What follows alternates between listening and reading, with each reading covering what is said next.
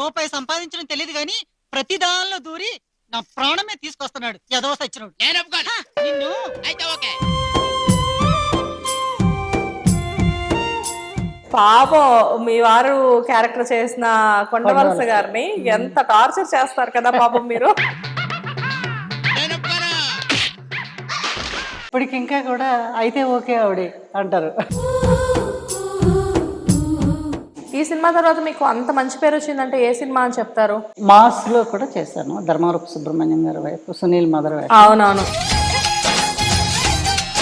ఇప్పుడు చూస్తే సుందరమ్మ గారి క్యారెక్టర్, అసలు సుందరమ్మ అనేసరికి అందులో కాంతమ్మ, ఇందులో సుందరమ్మ. ఏ సమస్య తెచ్చి పెడుతుందోనని భయంగా ఉంది నాకు. నేను స్టేజ్లో అన్నీ పాజిటివ్ చేశాను. ఓకే. ఈ సినిమాలు టీవీలకి వచ్చేసరికి నెగిటివ్ అయిపోయింది. ఈ నోరు పెద్దదేమో అని చెప్పేసి చాలా మంది అనుకుంటారు, బట్ కానే కాదు. She's very soft, she's very sweet. నమస్తే, వెల్కమ్ టు హిట్ టీవీ. నేను శ్వేత. ఈరోజు మనం పడమటి సంధ్యారాగం సీరియల్ సెట్లో ఉన్నాము. మనతో పాటు ద్రాక్షారామం సరోజ గారు. అఫ్ కోర్స్ ఇలా చెప్తే అర్థం కాదేమో చాలా మందికి అనుకుంటాం, కానీ she is very famous with that name. And anyways Sundaram గారితో ఉన్నాము. హలో అండి. హలో, నమస్తే. నమస్తే నమస్తే నమస్తే. ఎలా ఉన్నారు? చాలా బాగున్నాను. చాలా బాగున్నారు. అవును, వాళ్ళిద్దరూ ఇష్టపడ్డారులో నేను మీకు పెద్ద ఫ్యాన్ని. అవునా, థ్యాంక్ యూ. పాపం మీ వారు క్యారెక్టర్ చేసిన కొండవలస గారిని ఎంత టార్చర్ చేస్తారు కదా పాపం మీరు. మీరేమన్నా కానీ అయితే ఓకే అంటారు ఆయన. డైరెక్టర్ చెప్పింది చేయాలి కదా. Yes yes. వంశీ గారు ఖచ్చితంగా ఎవరు చెప్పినా చెప్పకపోయినా వంశీ గారు చెప్పింది యాజ్ ఇట్ ఈస్ గా చేయాల్సిందే. ఎస్. ఆయన సినిమాలు నేను 4-5 సినిమాలు చేశాను. అవును.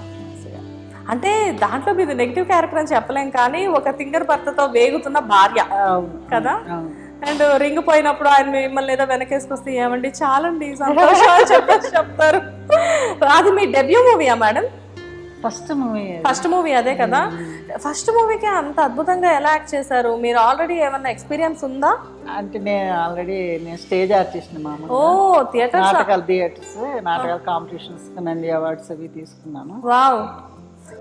ద్రాక్షారామం సరోజ గారు అంటారు, మీ ద్రాక్షారామమా? అవునండి, east Godavari. East Godavari. Okay okay, super super. అందుకే మీకు ఆ పేరు వచ్చిందా? వంశీ గారే పెట్టారు. అవునా?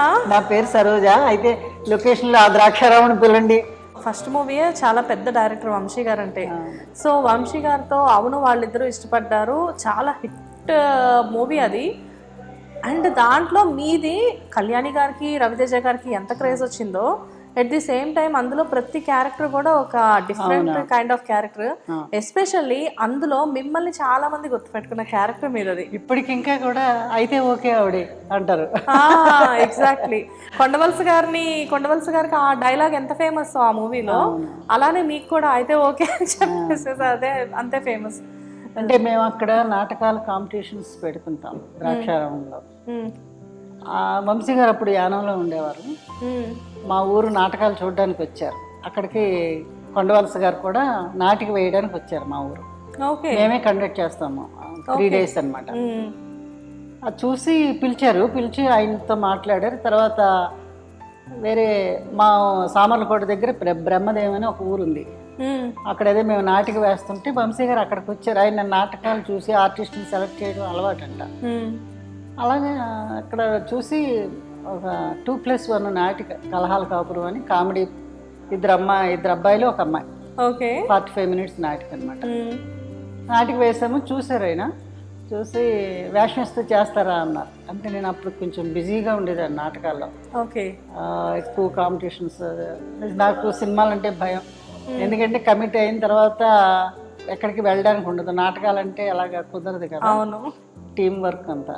దానికోసమని అలా ఉంటే ఆయన పిలిచారు. చూద్దాంలే అనేసి అనుకున్నాను, కానీ ఆయన పిలుస్తారని నేను ఎక్స్పెక్ట్ చేయలేదు. ఒక 20 రోజుల తర్వాత ఫోన్ చేశారు, మీరు ఒకసారి హైదరాబాద్ వస్తారా? ఆల్రెడీ మేము పరుచూరి రఘుబాబు కాంపిటీషన్స్లో ఉన్నాం, మన రవీంద్ర భారతిలో నాటిక.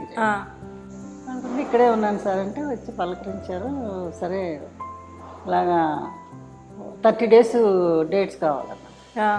30 days అంటే నేను ఒక్కసారిగా ఇవ్వలేనండి, నాకు నాటకాలు ఉన్నాయి, వాళ్ళు ఇబ్బంది పెట్టలేను అనేసి అంటే, సరే ముందు రండి అసలు చూద్దాం అనేసి అని అప్పుడు పిలిచారు. ఓకే, 30 days ఇచ్చారా అంత బిజీ టైంలో మరి? మొత్తం సినిమానే 23 daysలో పూర్తి చేశారు. ఓ 2 సాంగ్స్తో సహా సారథి స్టూడియో దాటకుండా. ఓకే, రారమ్మని సాంగ్ మటుకు బయట చేస్తున్నారు. బయట కొన్ని, ఒకటి రాజమండ్రి, ఒకటి అరకు. ఆయన గోదావరిలో తీస్తుంటారు కదా. అవునవును, గోదావరిలో ఉంటది కదా సాంగ్ అంతా. మొత్తం సినిమా అంతా అక్కడే తీశారు, సారథి స్టూడియోలోనే సెట్ వేశారు అంతా. సూపర్. ఆల్మోస్ట్ మూవీస్ ఎన్ని చేశారండి తర్వాత? 78 చేశాను. 78 మూవీస్ చేశారా? బాబా, చాలా తక్కువ టైంలో, అది కూడా తక్కువ టైంలో. వెంటనే లక్ష్మణరావు గారు నేను కలిసి 30 పిక్చర్స్ చేసాం.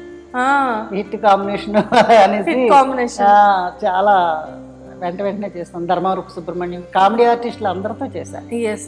కానీ మీకు ఈ సినిమా తర్వాత లైక్ అంటే ఇందులో మీకు అవును వాళ్ళిద్దరు ఇష్టపడ్డారులో మంచి పేరు వచ్చింది. ఈ సినిమా తర్వాత మీకు అంత మంచి పేరు వచ్చిందంటే ఏ సినిమా అని చెప్తారు?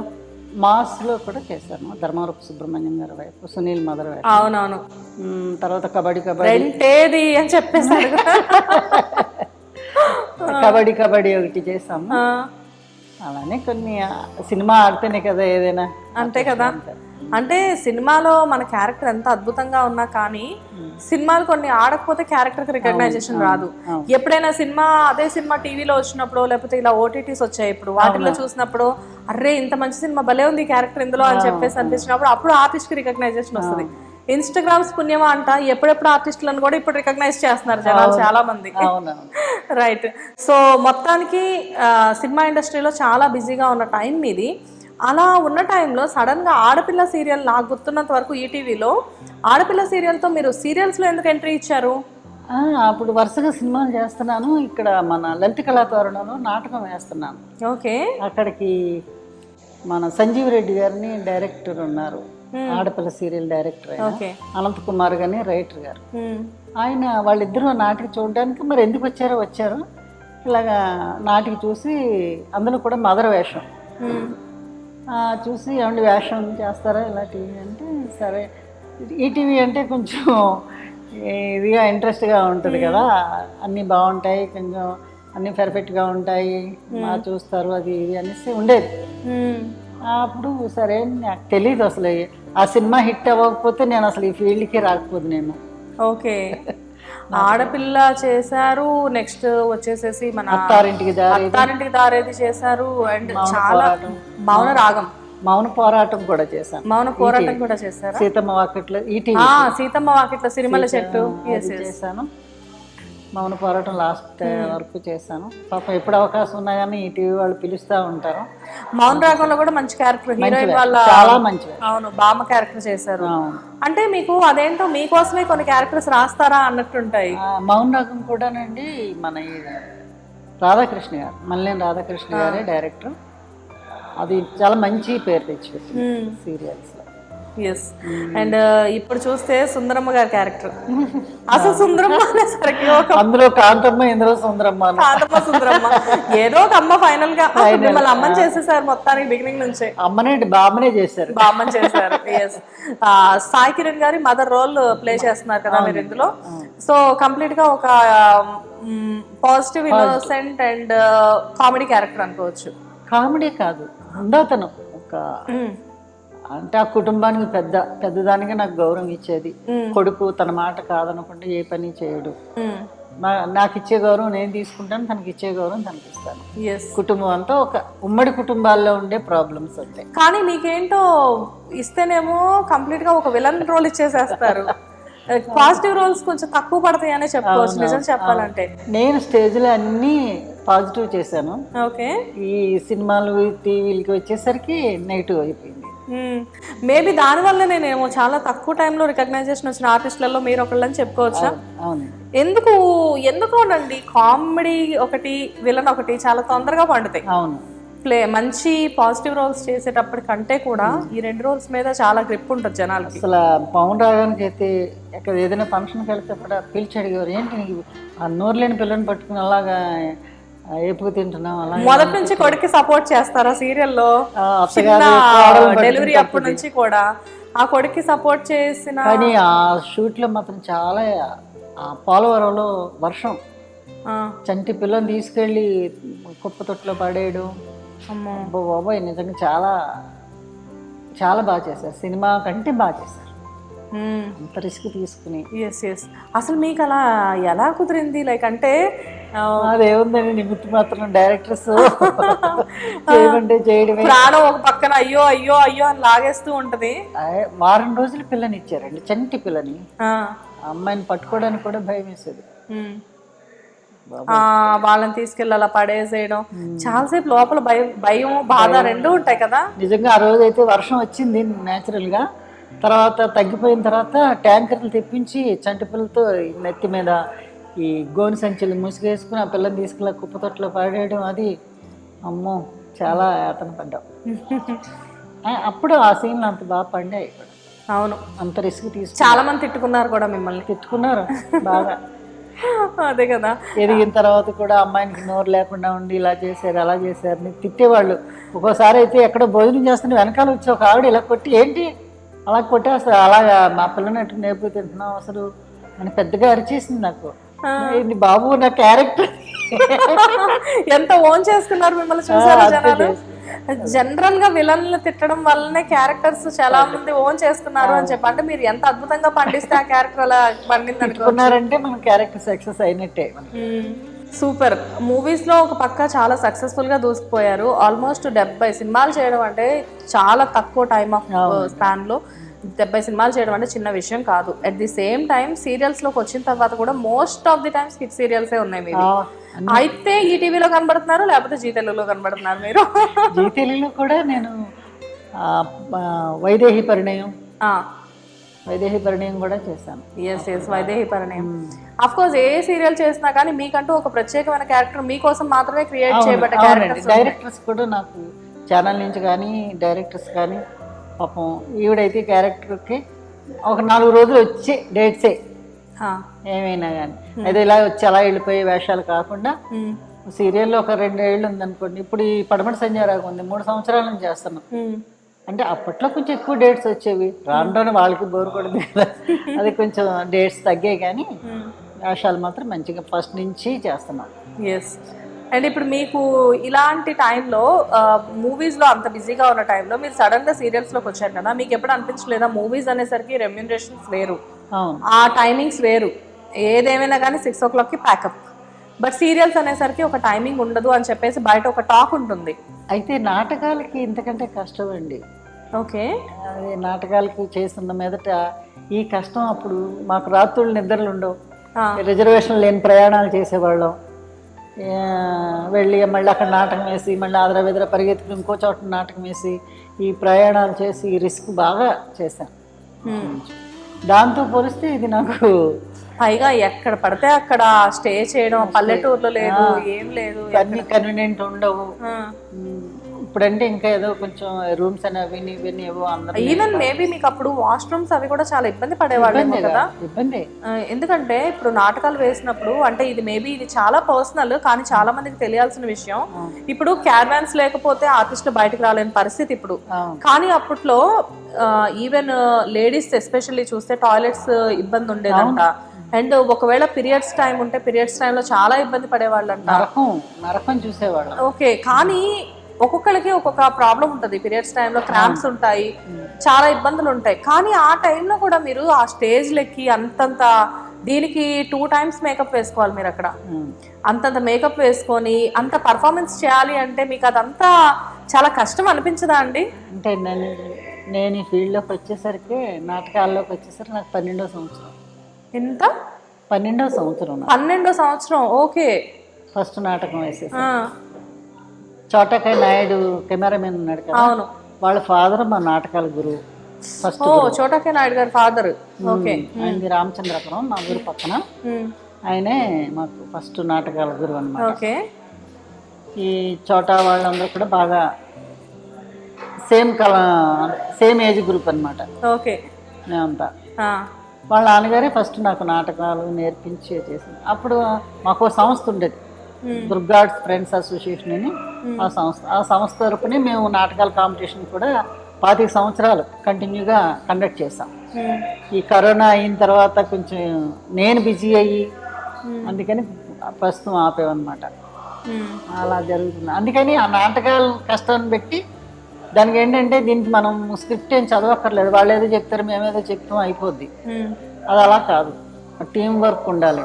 ఓ వారం రోజులు రిహార్సల్స్ చేయాలి, టీం అంతా చేయాలి, మళ్ళీ ఇంకో చోట సంవత్సరానికి ఒక కొత్త నాటకం.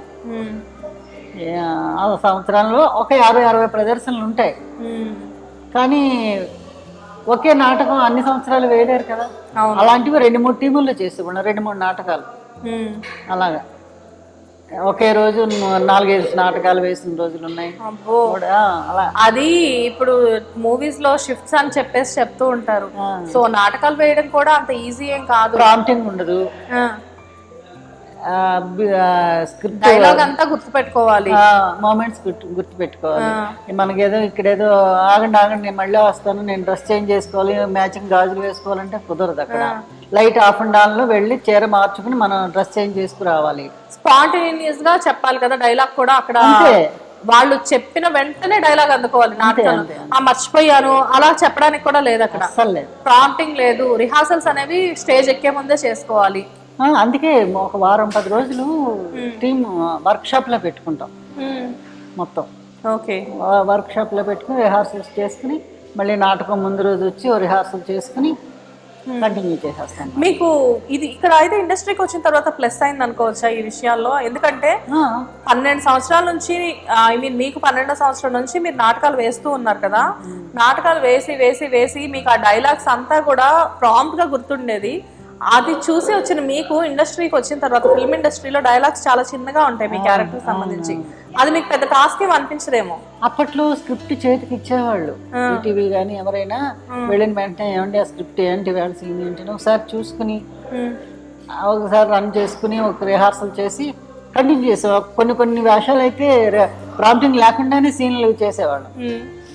సినిమా అయితే పెద్ద పెద్ద సీన్లు, ఆ సీన్లు 2-3 రిహార్సల్ చేయించేవాడు. అయినా మామూలుగా సింగిల్ టేక్తో ఓకే చేసేవాడు. ఆయన నాటకాల నుంచి వచ్చిన ఆయన కొండవలస గారు కూడా. అందుకని మాకు అంత ఇబ్బంది అనిపించలే.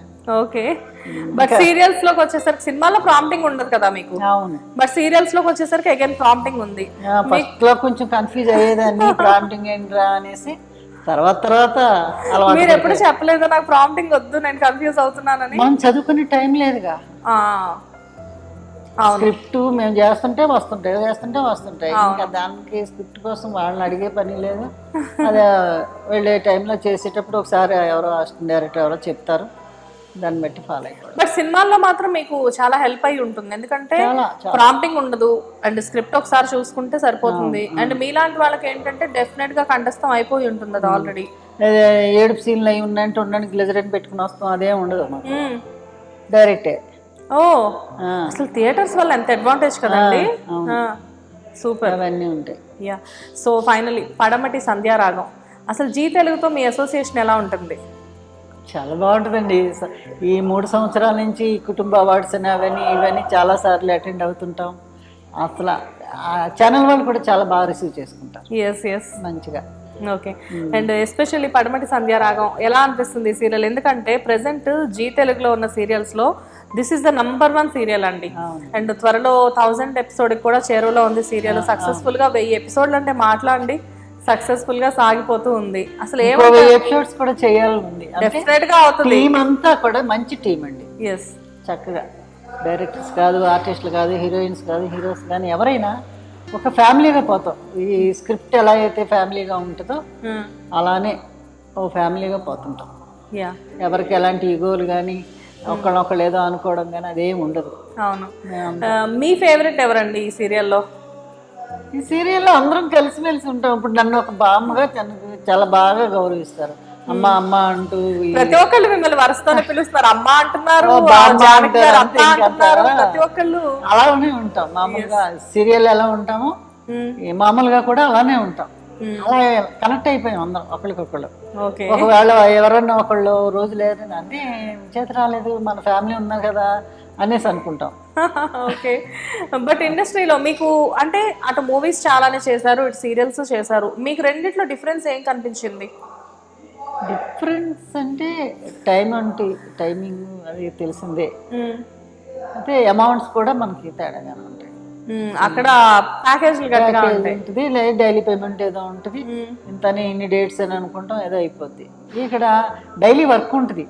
కూర్చుని తినే వాళ్ళకైతే పర్వాలేదు, కానీ ఇది డైలీ ఆర్టిస్టులకి చేసుకునేదానికి అవకాశం ఉంటుంది. ఓకే, ఇది కంటే అంత మాత్రంగా ఉంటుంది అంతే. సరోజ గారు, సినిమాలు మిమ్మల్ని దూరం పెట్టాయా, మీరు సినిమాలు దూరం పెట్టారా?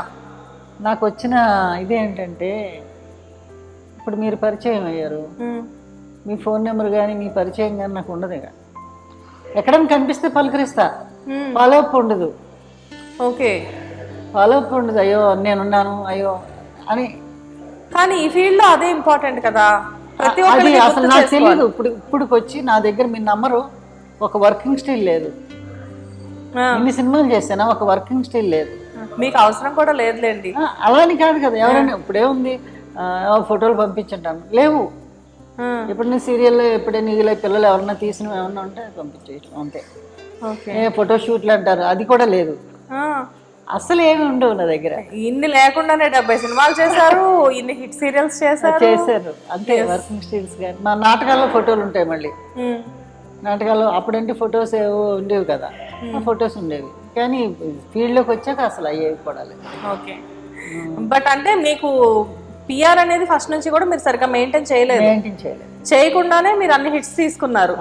మేబీ మెయింటైన్ చేస్తుంటే ఈ పాటకి ఇంకొంచెం పెద్ద హిట్స్ ఉండేవేమో మీకు. అంటే భగవంతుడు ఎంతవరకే రాసి పెట్టాడు అనుకుంటాను అంతే. అసలు అసంతృప్తి ఏమీ లేదు. నేను చేసే వేషాలు అన్ని మంచి వేషాలు. నాతో వచ్చిన వాళ్ళ ఫీల్డ్ ఎవరు లేరు కూడా. నాటకాల్లో కానీ ఈ సీరియల్స్ లో కానీ నాతో చేసిన వాళ్ళు ఎవరో కూడా కొంచెం అవుట్ ఆఫ్ ఇదైపోయారు. అయితే నేను ఇంకా అదో ఎక్కడో ఉన్నాను, కంటిన్యూ చేస్తున్నా. నోరు మంచితనో ఊరు మంచితనో చేసుకుని అట్లా బతుకుతున్నా. మామూలుగా నోరు మంచిది ఊరు మంచిది అంటే ఇక్కడ ఒక విషయం చెప్పాలి. మీ నోరు పెద్దదేమో అని చెప్పేసి చాలా మంది అనుకుంటారు, బట్ కానే కాదు. She's very soft, she's very sweet.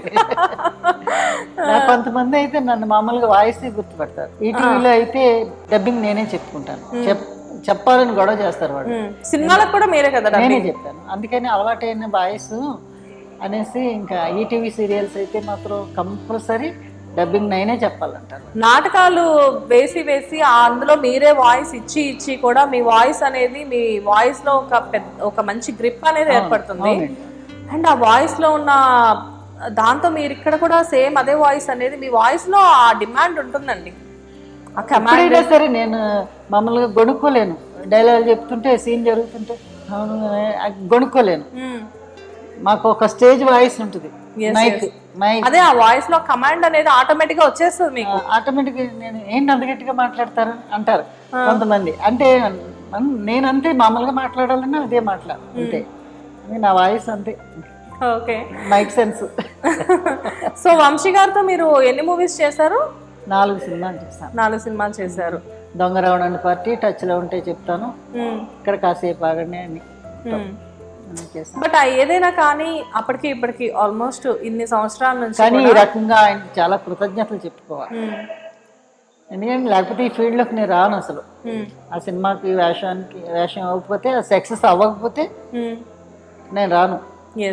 ఆయన చేశారు, దేవుడి దయ వల్ల ఆశీస్సులుండి రియల్లీ వండర్ఫుల్ అండి సరోజ గారు. ఇది వరకంటే నేను ఒక నాటకం చేసి, ఒక టీంలో నాటకం చేసి, నాకు నాటకాలు అంటే ఇంట్రెస్ట్. నాటకం చేసి ఒక సీరియల్ చేసేదాన్ని. ఓకే, ఇప్పుడు ఇంకా ఏజ్ కూడా పెరుగుతుంది కదా. నైట్ ఇక్కడ రిహార్సల్ చేసి, ఇక్కడ నాటకం, ఇక్కడ సీరియల్ చేసి, అక్కడికి వెళ్ళి నాటకం వేసి, మళ్ళీ తెల్లారేసరికి షూటింగ్కి వచ్చి చాలా టెన్షన్ పడేదాన్ని. ఇంకా తిరగలేక నాటకాలకి ప్రస్తుతానికి ఫుల్ స్టాప్ పెట్టారు. అలాగా రియల్లీ వండర్ఫుల్ అండి. లైక్ అంటే నాటకాలు వేసినా, మూవీస్ చేసినా, సీరియల్స్ చేసినా, ఎందులో అయినా కానీ యు ఆర్ ద బెస్ట్ అని చెప్పేసి మిమ్మల్ని మీరు ప్రూవ్ చేసుకున్నారు. ఎప్పుడు కూడా నంబర్ 1 గానే ఉన్నారు. సినిమాలు చేసినప్పటికీ కూడా ఎంతమంది పెద్ద పెద్ద ఆర్టిస్టులు ఉన్నా, మీకంటే సీనియర్స్ ఉన్నా కానీ మీకంటూ ఒక ప్రత్యేకతని సంపాదించుకోగలిగారు. అండ్ సీరియల్స్ లో చూసుకున్నా కానీ ఎన్నో సీరియల్స్ వస్తున్నాయి, ఎన్నో సీరియల్స్ పోతున్నాయి. కాకపోతే మీరు చేసే సీరియల్స్ అన్ని కూడా హిట్ బ్యాక్ లోనే ఉన్నాయి. ఎస్పెషల్లీ కంగ్రాచులేషన్స్ అండి. ఫస్ట్ ఆఫ్ ఆల్ పడమటి సంధ్యారాగం అనే సీరియల్ జీ తెలుగులో టాప్ రేటింగ్ లో ఉంది. ఓకే, అండ్ ఎప్పుడు కూడా మీ క్యారెక్టర్స్ అనేవి డెఫినెట్ గా స్పెషల్ గానే ఉంటున్నాయి ఇందులో. Thank you. మీ క్యారెక్టర్ అనేది ఎప్పుడు ఇలానే ఉండాలి అండ్ ఇంకా మంచి మంచి రోల్స్ చేయాలి. అది పాజిటివ్ అయినా నెగిటివ్ అయినా, ప్రశంసలు అందుకున్నా తిట్లు తిన్నా కానీ మంచి క్యారెక్టర్స్ మాత్రం మీకు ఎప్పుడు రావాలి అని చెప్పేసి మేము మా హిట్ టీవీ తరఫు నుంచి కోరుకుంటున్నాము. Thank you so much. Thank you very much. ఇలాగే మా అందరినీ మీ ఎంకరేజ్మెంట్ తో ముందుకు నడిపించాలని మనస్ఫూర్తిగా కోరుకుంటున్నాం. Thank you very much.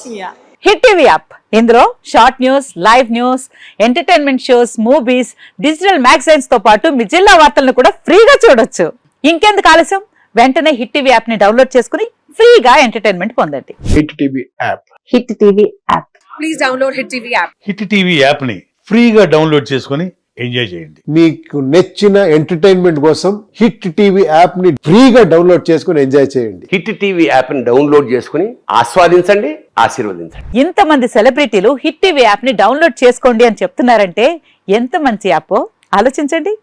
America America America అమెరికాలో చదవాలనుకునే వాళ్ళకి విశ్వసనీయమైన పేరు మన శౌర్య కన్సల్టెన్సీ. UK లో 1 year masters, UK లో 1 year masters, 2 years work permit up to 5 years visa. Contact Saurya Consultancy. Contact 89851 89851.